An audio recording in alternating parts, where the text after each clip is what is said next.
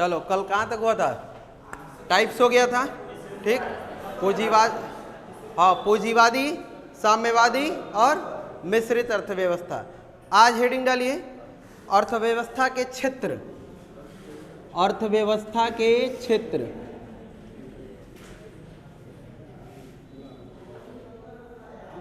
अर्थव्यवस्था के क्षेत्र। अब किस किस क्षेत्र में इकोनॉमिकल डेवलपमेंट होता है और कहाँ कहाँ से, जैसे कल बताए थे कि भारत क्या करता है, भारत किस व्यवस्था पर काम करता है, तो मिश्रित अर्थव्यवस्था पर काम करता है। मिश्रित अर्थव्यवस्था में हम ये चीज़ देखेंगे कि कौन कौन से क्षेत्र में किस किस तरीके से डेवलपमेंट होता है। जैसे कंपनी का रूल बताए थे कल, कंपनी कैसे काम करती है, उसके बाद से क्या नाम है कि आपका गवर्नमेंट कैसे इकोनॉमिक्स के लिए काम करती है, इकोनॉमिकल डेवलपमेंट कराती है, फिर उसके बाद से दोनों जुड़कर कैसे काम करते हैं, तो वही था मिश्रित अर्थव्यवस्था। अब इसको हम बांटते हैं कैसे, प्राथमिक, प्राइमरी जिसे कहते हैं, उसके बाद से दूसरा होता है द्वितीयक, और तीसरा है आपका निजी या सेवा क्षेत्र, या सेवा क्षेत्र, ठीक है। प्राथमिक क्षेत्र, द्वितीयक क्षेत्र और सेवा क्षेत्र। चलो अब इस पे चर्चा कर लेते हैं कि होता क्या है ये। सबसे पहला है प्राथमिक क्षेत्र। अब प्राथमिक क्षेत्रों में प्राइमरी सेक्टर्स में क्या आ सकता है, कभी सोचे हैं, कभी जाने हैं इस चीज को कि हाँ प्राइमरी सेक्टर्स में क्या आ सकता है, द्वितीयक में या सेवा में। सेवा तो पता होगा, सेवा में मतलब कि जो चीजें वो हो रही हैं, क्या रही हैं, आपके लिए काम कर रही हैं, ठीक है, आपके लिए काम कर रही हैं। प्राथमिक वो होगा कि जो बस उत्पादन करे, बस उत्पादन करे, यानी कि क्या, जैसे गेहूं, धान, क्या हो गया, ये प्राथमिक क्षेत्र हो गए। अब क्या कर रहे हैं, टमाटर उत्पादन कर रहे हैं, आलू का उत्पादन कर रहे हैं, ठीक है, किसी भी चीज का, पेट्रोलियम का उत्पादन कर रहे हैं, ठीक। तो ये सब क्या है, प्राथमिक सेक्टर्स हैं, प्राइमरी सेक्टर्स हैं। इनमें हम क्या कर रहे हैं, बार बार चीजों को हम प्राथमिक तौर पर उत्पादन कर रहे हैं। द्वितीय क्षेत्र में क्या होता है कि आलू तो हम उत्पादन कर लिए प्राथमिक में, अब आलू से हम बना लिए चिप्स, आलू का बना दिए अचार, आलू से बहुत सारी चीजें बनाए, तो ये क्या हो गया, सेकेंडरी एरिया में आ गया, द्वितीय क्षेत्र में आ गया, इसमें आ गया। अब इसमें क्या होगा कि इसमें चीजें कैसे बदलेंगी, हम क्या करते हैं कि एक लॉन्ग टर्म प्रोसीजर अपनाते हैं। जैसे हम कल बताए थे तुम लोगों कि हम क्या करते हैं कि बहुत सारा उत्पादन ऐसा करते हैं जिसको हम स्टोर नहीं कर पाते हैं, इसीलिए हमारा इकोनॉमी क्या होता है, बूस्ट नहीं कर पाता है, हम प्रॉफिट नहीं कर पाते हैं, हमारे लिए स्टोरेज अवेलेबल नहीं होते हैं जिससे हम स्टोर कर सके मैक्सिमम चीज़ों को। तो अब यहाँ पे द्वितीय क्षेत्र इसीलिए अपनाए गए कि हम क्या करेंगे, उसको कन्वर्ट कर देंगे दूसरी चीज़ों में। जैसे देखे हो कि बहुत सारे अचार आते हैं, अचार खाए होंगे आप लोग, तो पारंपरिक अचार बनते हैं किसके, आम के बनते हैं, आम को स्टोर करने के लिए, ठीक, लॉन्ग टर्म तक हम आम को स्टोर करते हैं। फिर गाजर का अचार बनाते हैं, गाजर को स्टोर करते हैं, ठीक, लॉन्ग टर्म के लिए। ऐसे बहुत सारी चीज़ें हैं, ठीक है, जिस तरीके से हम स्टोर करते हैं। अब देखे होंगे कि बहुत सारे नमकीन बनाते हैं, कभी किसी चने का नमकीन, मूंगफली का नमकीन, ठीक, तो ये सब कहाँ पे आ जाएगा, द्वितीय क्षेत्र में। अब सेवा क्षेत्र क्या होगा, सेवा क्षेत्र वो होगा जैसे कि आप ट्रेन का यूज कर रहे हैं, ट्रांसपोर्ट का यूज कर रहे हैं, वो आपको क्या कर रहा है, वो आपका सेवा कर रहा है। सेवा कैसे कर रहा है, आपके सामान को एक जगह से दूसरी जगह पे पहुंचा रहा है, आपको पहुंचा रहा है, ट्रांसपोर्ट का काम कर रहा है। बसेज हो गए, ट्रक हो गए, वैन हो गए, ट्रैक्टर्स हो गए, ये सब क्या है, आपके सर्विस के लिए, तो ये सेवा क्षेत्र है सब। तो अंतर समझ में आ रहा है। प्राइमरी जो सेक्टर होगा वो क्या करेगा, उत्पादन का काम करेगा, ऐसे इनिशियल चीज़ों का कि जो ओरिजिनली फॉर्म में हो। द्वितीय क्षेत्र वो होगा कि जो क्या करेगा, सेकेंडरी रीजन में हो। सेकेंडरी रीजन का मतलब क्या हो गया, हम प्राइमरी सेक्टर को बदल करके उससे कोई नया प्रोडक्ट हम बना लें। जब कोई नया प्रोडक्ट बनाएंगे तो वो आ जाएगा कहाँ पे, सेकेंडरी में। टर्सरी क्या होगा, यानी कि सर्विस, कौन सा सर्विस, सेवा, यानी कि आपका सर्विस जो होगा, सर्विस सेक्टर, वो क्या करेगा, आपकी हेल्प करेगा प्राइमरी और सेकेंडरी को अलग अलग जगहों पर पहुंचाने में। टैक्स लगता है, देखे होंगे कि लिखा रहता है किसी भी पैकेट्स पे MRP, ठीक है। इसका मतलब क्या होता है? मैक्सिमम रिटेल प्राइस, ये होता है मैक्सिमम रिटेल प्राइस। अब रिटेल का मतलब क्या हो गया कि मैक्सिमम इतने दाम पर आप बेच सकते हैं, यानी कि 10 रुपये अगर चिप्स के पैकेट का मूल्य है तो आप 10 रुपये में ही बेचेंगे, 11 रुपये में उसे नहीं बेचेंगे एनी हाउ कहीं पर भी, ठीक। अब ये 10 रुपये डिसाइड हुआ कैसे? हर एक टैक्सेस को जोड़कर, हर एक खर्च को जोड़कर और प्रॉफिट को जोड़कर, कि आप 10 रुपये में अगर मैन्युफैक्चर क्या करता है, निकालता है, अगर 5 रुपये में वो निकालता है तो बाकी का रेस्ट जो 5 रुपये है वो सारे टैक्स का, ट्रांसपोर्ट का, ठीक है, जो रिटेलर है उसका प्रॉफिट का, सबका इसमें इंक्लूड हो और वो क्या कर सके, आसानी से वस्तु को बेच सके और बेच करके क्या कर सके, लाभ कमा सके। कोई भी दुकानदार हानि पर बेचेगा? कभी नहीं बेचेगा, ठीक। नहीं सामान बेचेगा वो चलेगा, लेकिन कभी हानि पर नहीं बेचेगा, क्योंकि वो क्या है, फायदे के लिए बैठा हुआ है।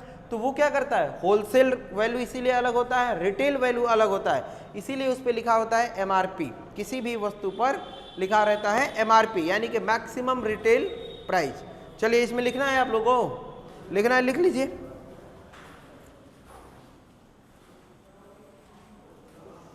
देखिए पहला हेडिंग डाल लीजिएगा इसमें, प्राथमिक क्षेत्र, प्राइमरी सेक्टर।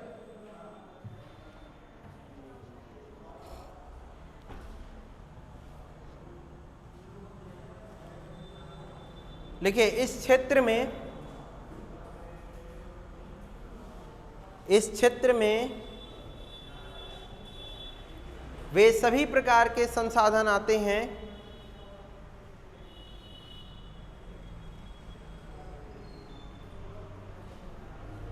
जो सीधे उत्पादन से संबंधित होते हैं।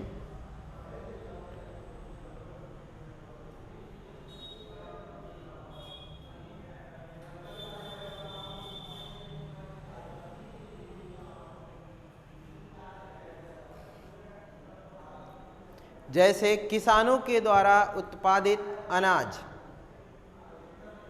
जैसे किसानों के द्वारा उत्पादित अनाज,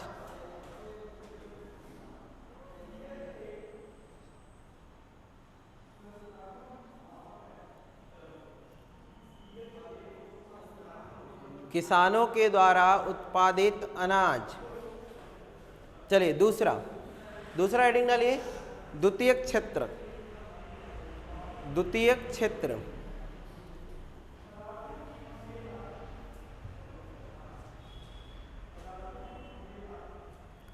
लिखिए, इस क्षेत्र में ऐसे संसाधन आते हैं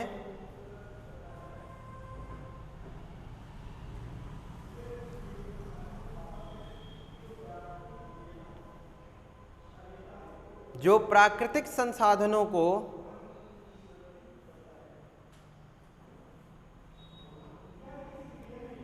रूपांतरण कर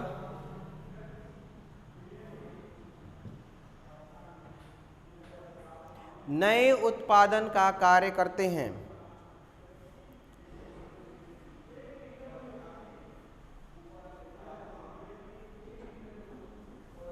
जैसे आलू से चिप्स,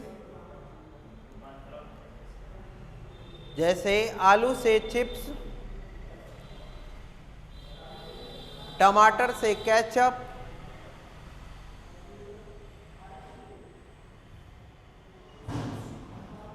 या विभिन्न प्रकार के अचार निर्माता कंपनियों के द्वारा उत्पादन।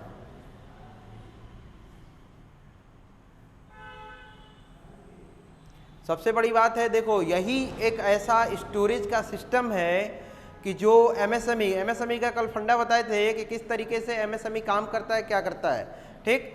तो आप लघु उद्योग में आसानी से घर बैठे आसानी से अपने सामानों को उसका वैल्यू बढ़ा सकते हो। अब सोचो कि एक 5 रुपये 10 रुपये की चिप्स के पैकेट में कितना आलू रहता होगा। मैक्सिमम एक आलू का वैल्यू होता है, एक भी होता है, एक से कम भी हो सकता है, क्या कि साइज पे डिपेंड करता है आलू के, तो हो सकता है कि कम भी हो जाए। यानी कि आपका मान के चलिए 10 ग्राम या 20 ग्राम का कोई आलू होगा, वो आराम से आपको क्या हो जाएगा 10 रुपये 12 रुपये देकर चला जाएगा चिप्स का। आपने क्या किया, उसका वैल्यू बढ़ा दिया। कैसे बढ़ाया, आपने थोड़ा सा अपना स्किल का प्रयोग किया, ठीक, थोड़ा सा उसका फ्लेवर चेंज किया और उसको खाने के लिए लोगों को तरीका अलग बदल दिया। इसी तरीके से पापड़ का होता है, आलू से आपने पापड़ बनाया, उसका वैल्यू चेंज कर दिया, ठीक। आलू जो आप खरीदते थे 5 रुपये 10 रुपये किलो खरीदते थे, उसका वैल्यू बढ़कर क्या हो गया, 1 किलो आलू में कम से कम आप 100 रुपये 150 रुपये का उत्पादन कर दिए। कैसे देखे कि 5 से 10 रुपये से सीधा 150 रुपये, क्या आपने अपना स्किल लगाया, अपना मेहनत लगाया और मार्केट में उसका वैल्यू बढ़वा दिया।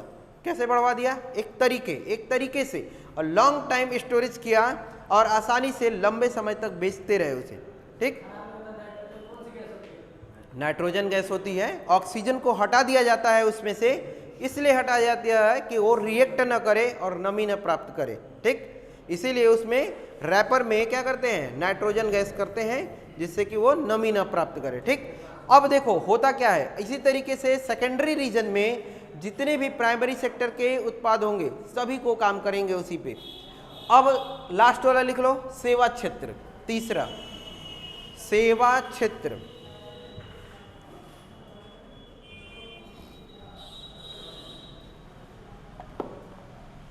लिखिए, इस क्षेत्र के द्वारा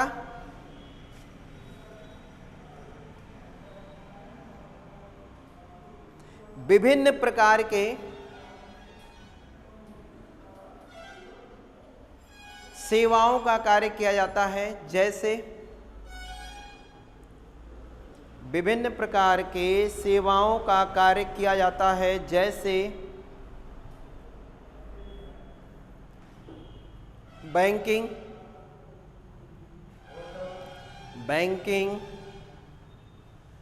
ट्रेन, बस,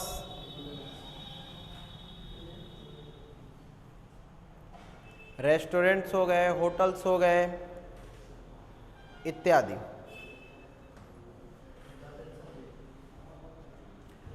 ठीक है, चलिए अगला हेडिंग डालिए, अर्थव्यवस्था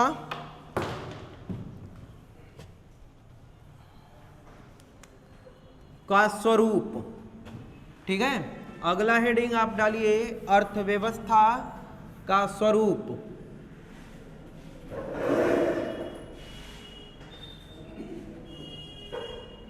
अर्थव्यवस्था का स्वरूप।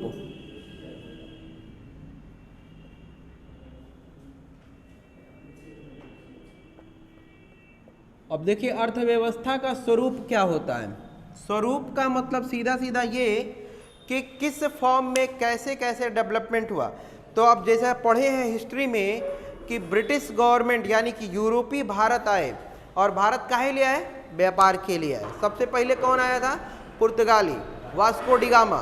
वास्को डिगामा आया इतनी दूर से, सोचिए कि आया वो यूरोप से पूरा घूमते हुए, इधर पूरा समुद्र घूमते हुए आया आपका भारत में, और भारत में आकर क्या किया, एकमात्र काली मिर्च का व्यापार किया। ठीक, काली मिर्च का व्यापार किया। वो कैसे व्यापार किया, काली मिर्च का वैल्यू आज भी इंडिया में उतना नहीं है जितना यूरोप में है। ठीक, इंडिया में लोग उसे क्या करते थे, पहले औषधि के रूप में प्रयोग करते थे और हल्का फुल्का मसाले के रूप में प्रयोग करते थे, लेकिन यूरोपीय इसका इम्पोर्टेंस समझे। अब सोचिए कि कहा यह जाता है इतिहासकारों के द्वारा कि वो 60 गुना मुनाफा कमाया। कोई भी वस्तु आप अगर बेचते हैं उसमें 60% का अगर आपको प्रॉफिट होता है तो आपके लिए इससे बड़ा प्रॉफिट नहीं होता है। कोई भी कंपनी काम करती है तो मैक्सिमम 2 से 10% के प्रॉफिट पर काम करती है, यहीं से वो लार्ज अमाउंट में पैसा जनरेट करती है।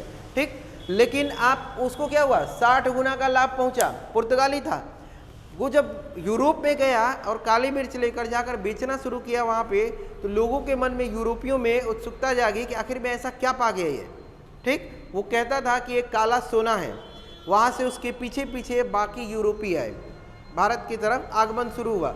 तो भारत में या ईस्टर्न रीजन में विश्व के व्यापार शुरू हुआ। अब वही व्यापार बताता है कि किस तरीके से इकोनॉमिक बूस्ट किए यहाँ पर। अब 1757 का प्लासी का युद्ध होता है भारत में। कहाँ पर है प्लासी? प्लासी आपका पड़ेगा बंगाल के रीजन में, ठीक है, बंगाल में, पश्चिम बंगाल जिसे अभी आज कहते हैं, बंगाल के रीजन में प्लासी का युद्ध होता है और उसी प्लासी के युद्ध से क्या होता है, व्यापार शुरू होता है अंग्रेजों का। अंग्रेजों ने यहाँ पर व्यापार शुरू किया, कंपनी अपना स्टेबल किया, यहाँ पर व्यापारिक रूप से बंदरगाहों पर वो क्या करते थे, कैप्चर करते थे। अब देखे होंगे कि सबसे बड़ी बात कि भारत का जो ये मैप है प्रायद्वीप कहलाता है और 3 तरफ से समुद्र से घिरे होने के कारण यहाँ पर व्यापार आसानी से हो सकता था। क्यों? क्योंकि जहाज के द्वारा आसानी से समुद्र के किनारे हम क्या करते थे, बंदरगाहों पर रुकते थे और ट्रांसपोर्ट का काम करते थे। ठीक, एक चीज़ और आप लोग को बताए थे कि धन का बहिर्गमन कैसे हुआ। हिस्ट्री में आप लोग एक थ्योरम पढ़ाए थे कि कैसे वो क्या करते थे कि चीज़ों को बेचने का काम करते थे।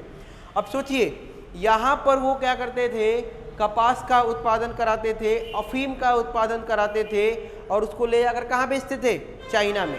इधर आपका पड़ोसी देश चाइना, चाइना में उसे बेचते थे क्योंकि चाइना में क्या था, उत्पादन करने पे बैन था, मना था, वहाँ पे रूल था कि आप इस प्रकार के पौधों का उत्पादन नहीं कर सकते हैं। इंडिया में ऐसा कोई रूल नहीं था। इंडिया में वो लोगों किसानों के द्वारा ये उत्पादन कराते थे, नील की खेती कराते थे, कपास की खेती कराते थे, इसकी अफीम की खेती कराते थे, ये सब चीज़ों की खेती कराते थे और ले आकर कहाँ बेचते थे, चाइना में। चाइना से पैसा लेते थे और उसी पैसे से ये यहाँ से क्या करते थे, कपास खरीदते थे और उस कपास को ले जाकर ब्रिटेन में, ठीक है, यूरोप में, ब्रिटेन में जाकर कपड़ा बनवाते थे वो। ठीक, और कपड़ा बनवा कर क्या करते थे, पूरे ईस्टर्न रीजन में बेचते थे। उनका कहाँ पे पैसा लगा, कहीं पे कोई पैसा नहीं लगा, बस उन्होंने क्या किया, हेर फेर का काम किया। यहाँ से सामान उठाया, चाइना को बेचा, चाइना से जो पैसा मिला उसे इंडिया से फिर खरीदा और इंडिया से लेकर कहाँ गए, ब्रिटेन गए, ब्रिटेन में बेचा और ब्रिटेन में जो बेचने से पैसा मिला उसी पैसे से वहाँ पे बनने वाले कपड़े खरीदा और ले आकर फिर ईस्टर्न रीजन में बेच दिया। जब ईस्टर्न रीजन में बेचा तो जो प्रॉफिट हुआ, जो पैसा मिला, उसका क्या हुआ, वो उनका मुनाफा हो गया। अब देखो क्या किया उन्होंने, बस ट्रांसपोर्ट का काम किया, इधर से उठाया उधर ट्रांसपोर्ट किया, उधर से उठाया उधर ट्रांसपोर्ट किया। अब देखिए ईस्टर्न रीजन में कपड़ा क्यों बिकता था, कपड़ा इसलिए बिकता था ईस्टर्न रीजन में कि ईस्टर्न रीजन का जो कल्चर था, ठीक, जो संस्कृति थी, यहाँ पर मोटे धागे का लोग वस्त्र पहना करते थे।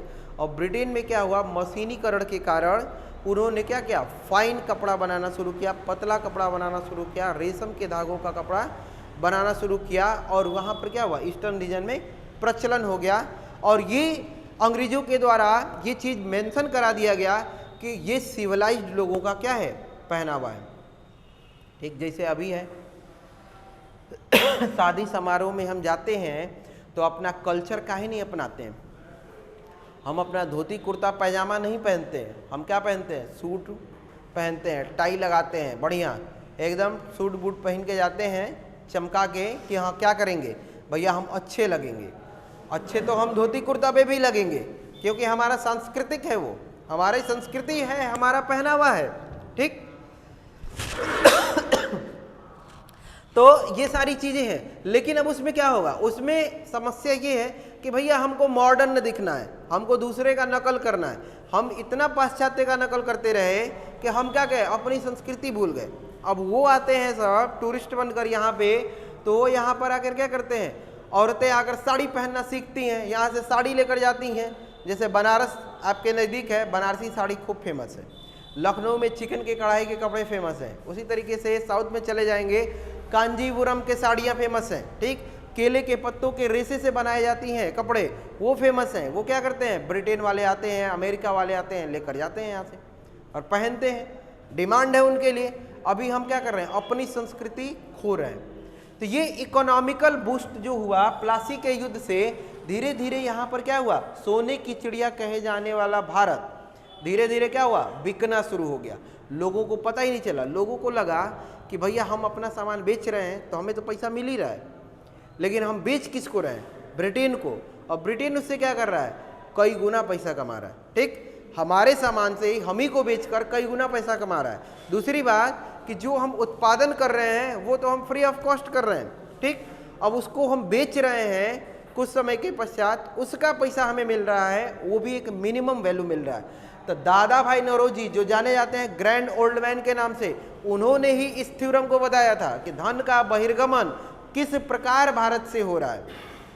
ठीक है, अभी नेशनल इनकम में भी वो आएंगे, उनका नाम आएगा, क्योंकि उन्होंने ही पहली बार डिफाइन किया था कि नेशनल इनकम कैसे काउंट करेंगे और क्या है भारत की नेशनल इनकम, ठीक, और किस प्रकार से डेवलपमेंट में काम आता है नेशनल इनकम और कैसे चीज़ें चलती हैं। ठीक, तो अभी क्या हुआ, स्वरूप बदला, बहुत सारे भारत में इकोनॉमिकल डेवलपमेंट में इतनी सारी समस्याएं हैं, क्योंकि सबसे बड़ी समस्या तो जनसंख्या का है कि जनसंख्या इतनी ज़्यादा है कि यहाँ पर बेरोजगारी, भूखमरी, बीमारी, ठीक, यानी कि सेवा, स्वास्थ्य और शिक्षा सभी क्या है, डाउन अर्थ पर है। क्यों है, क्योंकि इतनी बड़ी जनसंख्या होने के कारण हम योजनाओं का निर्माण नहीं कर पा रहे हैं। अभी जैसे श्रीलंका है, श्रीलंका का दिवालिया घोषित हो रहा है, ठीक, श्रीलंका दिवालिया क्यों घोषित हो रहा है, इकोनॉमिकल उसका क्या हो गया, कंडीशन खराब हो गया।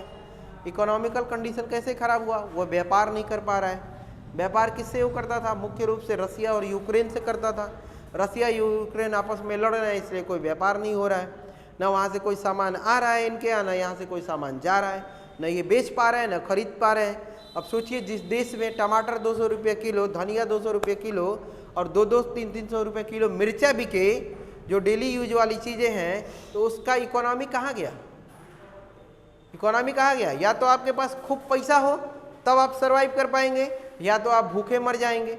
ठीक, श्रीलंका की जनता क्या हो रही है इस टाइम पे, इस कदर परेशान है कि वो गवर्नमेंट को बार बार ब्लेम कर रही है। और गवर्नमेंट करे तो करे क्या, गवर्नमेंट के पास कोई ऑप्शंस नहीं है। उसने चाइना से इतना पैसा कर्ज के रूप में ले लिया है कि अब वो क्या हो, कर्ज के रूप में दबा जा रहा है, ब्याज देने के लिए पैसा नहीं है उसके पास। तो अभी कुछ अर्थशास्त्रियों के द्वारा भारत में भी समीक्षाएं की गई कि अगर योजनाएं इसी प्रकार चलती रहीं फ्री की, तो भारत का भी कुछ समय के पश्चात क्या हो जाएगा, वैसा कंडीशन हो जाएगा। इसलिए भारत में भी इस चीज़ों पर ध्यान देने की जरूरत है। एक बार कंडीशन हुआ था वर्ल्ड वाइड लेवल पर, पूरे विश्व में एक बार कंडीशन आया था 1990 में, ऐसी त्रासदी आई थी कि वित्तीय रूप से 1990 में वित्तीय रूप से यानी कि फाइनेंशियल रूप से पूरा विश्व क्या हो गया था, लचर हो गया था, कमजोर हो गया था और वित्तीय संकट आ गए थे। तो उसी टाइम अपने देश के जो पूर्व प्रधानमंत्री रह चुके हैं डॉक्टर मनमोहन सिंह, उस टाइम पे क्या थे, फाइनेंस थे, फाइनेंस मिनिस्ट्री में थे वो। उन्होंने ऐसा एक रूल दिया कि एलपीजी का नाम सुने होंगे, ठीक, कि चीज़ों को क्या कर दिया है, पूरे विश्व को एक ओपन मार्केट बना दिया जाए, ग्लोबलाइजेशन कर दिया जाए, पूरा विश्व एक मार्केट बन जाएगा। तो कहीं पे कोई भी सामान अपना बेचेगा, कहीं से कोई अपना सामान खरीदेगा। इस तरीके से जिनके पास जो सामान ज़्यादा होगा वो बेचना चाहेगा और जिनके पास जो चीज़ें नहीं होंगी वो क्या करेगा, वो खरीदेगा। जैसे सऊदी अरबिया है, उसके पास तेल खूब है, तो तेल तो वो पिएगा नहीं, तेल पी कर तो रह नहीं पाएगा। अब उसको चाहिए क्या, पानी।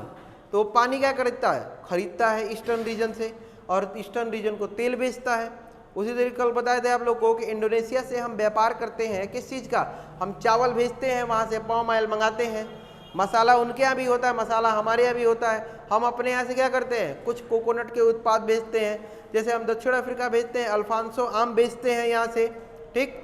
तो बहुत सारे हम ऐसे अपने प्रोडक्ट हैं जो दूसरे देशों को बेचते हैं और वहाँ से कुछ उसके बदले में क्या करते हैं, हम सामान लेते हैं जो हमारे उपयोग है। जैसे अभी क्या है, रमजान चल रहा है, नवरात्रि चल रहा है, सभी हिंदू और मुस्लिम दोनों लोग का क्या चल रहा है, फास्ट चल रहा है, सभी लोग फास्ट रह रहे हैं। तो इस टाइम पे क्या चाहिए, एक तो ये गर्मी का मौसम है, गर्मी के मौसम में ऐसे पदार्थ चाहिए जो क्या कर सके, आपके अंदर पानी की मात्रा को बढ़ा सके और आपका मुंह सूखने, गला सूखने या डिहाइड्रेशन होने से बचाएं, ठीक। तो खजूर आता है अभी के टाइम पे। खजूर कहाँ से आता है, सब मिडिल एशिया से आता है। जितनी भी ये इस्लामिक कंट्री हैं, थार मरुस्थल वाले कंट्री हैं, जहाँ पे पहाड़ी क्षेत्र है, जहाँ पे रेगिस्तान है, वहीं पे खजूर होता है। खजूर वहाँ से आता है, अरब से आता है खजूर, इराक से, ईरान से खजूर आता है, सऊदी अरबिया से वो होता है, खजूर आता है। तो ये क्या हो रहा है, खजूर आ रहा है इंडिया में, आसानी से लोग उपभोग कर रहे हैं। अगर नहीं आता तो क्या होता है, इजीली अवेलेबल होता, छोटे छोटे क्षेत्रों में, गाँवों में अवेलेबल होता नहीं होता। यही चीज़ है कि यही एक मार्केट का देन है, एलपीजी का देन है कि आपने क्या किया, पूरे विश्व को ही एक मार्केट बना दिया और उससे क्या हुआ, पूरा विश्व इस चीज़ों से निकल पाया, सामने निकल कर कि इकोनॉमिकल कंडीशन कहीं पे भी खराब नहीं हो पाएगी। लोग अपना क्या करेंगे, अपना बेस्ट चीज़ बेचना शुरू करेंगे और अपनी ज़रूरत की चीज़ें पाएंगे। ठीक है, एक अमिताभ बच्चन की पिक्चर थी, उसमें कहा गया कि किसी भी मनुष्य की मूलभूत ज़रूरतें क्या होती हैं, रोटी, कपड़ा और मकान, और उसी के लिए उसमें वो लड़ता है। ठीक, हाँ, जैसे वो बता रहा है मर्द, ठीक, हाँ, जो भी हो, हमको नाम नहीं याद है, लेकिन ये कॉन्सेप्ट था एक सर्वाइवल का, एक लाइफ स्किल का, एक सर्वाइवल का। आज भी गवर्नमेंट उसी पर काम करती है। ठीक है, आज भी गवर्नमेंट उसी पे काम करती है। देखे होंगे कि प्रधानमंत्री आवास योजना के तहत आवास बांटे गए, लोगों को आवास दिए गए, रहने के लिए छत दिया गया। ठीक, उसी तरीके से अब खाद्यान्न बांटे जाते हैं, अनाज दिए जा रहे हैं, महीने में 2-2 बार दिए जा रहे हैं। लॉकडाउन में दिया गया, क्या लिए दिया गया कि भूखमरी ना आए, लोग खा सकें, ठीक है, भोजन प्राप्त कर सकें। फ्री की स्वास्थ्य दिया जाता है सरकारी हॉस्पिटलों में, मात्र 1 रुपये के पर्ची पर इलाज हो जाता है आपका। ठीक, उसी तरीके से शिक्षा आपके लिए फ्री है। आप संविधान में पढ़े, आपके पास क्या है, एक मौलिक अधिकार है, एजुकेशन फ्री है। ठीक, आपके पास फूडिंग फ्री है, निवास आपके लिए फ्री हो गया, शौचालय तक बनवा दी सरकार ने, पीने के लिए पानी तक की व्यवस्था कर दी। ठीक है, इनिशियल ज़रूरतें हैं, इनिशियल ज़रूरतों को पूरा करने के लिए क्या किया, गवर्नमेंट इन्वॉल्व हुई, गवर्नमेंट ने बहुत सारी योजनाएं बनाई और योजना बनाकर क्या किया, चीज़ों को आपको डेवलपमेंट के लिए दिया। ठीक, अब देखिए इसमें क्या और क्या स्वरूप था। पहला तो जनसंख्या था, दूसरा इस जनसंख्या के कारण होने वाले क्या थे कि हम एजुकेशन पे उतना बढ़िया से काम नहीं कर पा रहे हैं, जनसंख्या ज़्यादा होने के बाद। इस टाइम सबसे ज़्यादा ज़रूरत है रोजगार की। ठीक है, रोजगार की ज़रूरत है। कोई भी व्यक्ति रोजगार के लिए ऐसा नहीं है कि खुश हो, नौकरी से खुश हो, कोई कितना भी कमा रहा है उसके लिए कम ही पड़ जा रहा है। ठीक, बहुत सारे ऐसे लोग हैं कि जो रोजगार पा ही नहीं पा रहे हैं।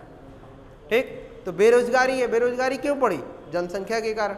इतनी ज़्यादा जनसंख्या है कि सरकार के पास उतनी वैकेंसी नहीं है, या वैकेंसी है तो उसमें इतने ज़्यादा लड़के आ जा रहे हैं कि वो उनको क्वालिफाई नहीं करा पा रही है, छांट नहीं पा रही है।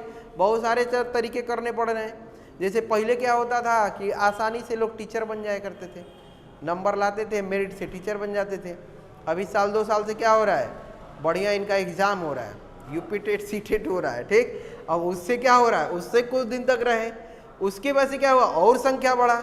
जब और संख्या बढ़ा तो उनका प्रीलिम्स और मेंस कर दिया गया, यानी कि सुपर टेट आ गया। तो इस तरीके से क्या होगा, आने वाले समय में हो सकता है कि सरकार ये कह रही है कि हम इंटरव्यू भी कराएंगे, तो करा भी सकती है, कोई ज़रूरी नहीं है कि नहीं कराएगी भाई। बहुत सारा संख्या में, जैसे अभी 69,000 का वैकेंसी आया तो उसमें क्या हुआ, इतने ज़्यादा पास हो गए कि जितनी सीट थी उसके दुगुने पास हो गए। तो छांटने के लिए क्या करेगी, हो सकता है इंटरव्यू करा दे कि भैया अपना अपना गुणांक लेकर आइए, इतने गुणांक पे इंटरव्यू दीजिए, हो जाएगा, जिसका होगा वो होगा। सरकार अभी काम कर रही है इस पे यूपीएससी लेवल पर और पीसीएस लेवल पर। देखिए एक चीज़ बढ़िया काम किया इन्होंने, आयोग ने, स्पेशली आयोग को इस चीज़ के लिए थैंक्स देना चाहिए कि जो भी बच्चे यूपीएससी का प्रीलिम्स क्वालिफाई करते थे, मेंस क्वालिफाई करते थे, इंटरव्यू देते थे, तब भी सेलेक्ट नहीं हो पाते थे, उनके लिए एक ऑप्शंस क्रिएट किया अलग से कि अलग अलग सेक्टरों में डायरेक्ट हुआ तो मेंस देंगे या तो डायरेक्ट इंटरव्यू के थ्रू वो सेलेक्ट किए जाएंगे। ठीक, तो उनका ज्ञान, जो उनका मेहनत है, कहीं पे भी जाया नहीं जाएगा, आराम से वो कहीं ना कहीं अपना लाइफ सिक्योर करेंगे। क्योंकि यूपीएससी या सिविल सर्विसेज की जितनी भी तैयारियां होती हैं ये छोटे समय के लिए नहीं होते, बहुत लॉन्ग टर्म प्रोसीजर होता है, और उसमें फेल्योर होने के बाद से वो क्या होता है, अपने लाइफ से डिमोरलाइज हो जाता है। वो डिमोरलाइज ना हो, मोरलाइज रहे, उनको कहीं ऑप्शन रहे, इसके लिए ऐसी व्यवस्थाएं की गई। अभी निकला है, जल्दी ही वैकेंसी आया है यूपी पीसीएस के थ्रू, आयोग के थ्रू, राज्य के द्वारा निकाला गया है, टीचर का वैकेंसी निकाला गया है। ठीक, तो ये इसी के लिए निकाला गया कि जो मेंस दिए हुए हैं बच्चे, जो इंटरव्यू दिए हुए हैं, वो क्या कर सकें, वहाँ पर एलिजिबल हो सकें डायरेक्टली। जैसे आप ही लोग का हो रहा है, पीईटी हो रहा है, तो पीईटी काहे लिए हो रहा है, छांटने के लिए, बस संख्या को कम करने के लिए, कि पीईटी का एग्ज़ाम कराएंगे, जो लोग क्वालिफाई होंगे उनको क्या करेंगे, उनको हम आने वाले एग्ज़ाम में बैठाएंगे, नहीं तो नहीं बैठाएंगे। अभी तो थोड़ा सा रिलायबल है, रिलैक्स है कि जो माइनस में नंबर नहीं दिया है, ठीक है, जो माइनस में नंबर नहीं पाया है वो क्या है, वो एलिजिबल है। जो पॉजिटिव भी है, एक नंबर भी पॉजिटिव है, वो एलिजिबल है। ठीक, आने वाले समय में हो सकता है चेंज हो जाए, कुछ गुणांक फिक्स हो जाए, जैसे बैंकिंग सेक्टर में होता है, IBPS एग्जाम कराता है तो IBPS क्या करता है, IBPS अपना एक कट ऑफ निकालता है, अलग अलग बैंक अपना इंटरव्यू के लिए कॉलिंग करते हैं, तो वही है सारी चीज़ें।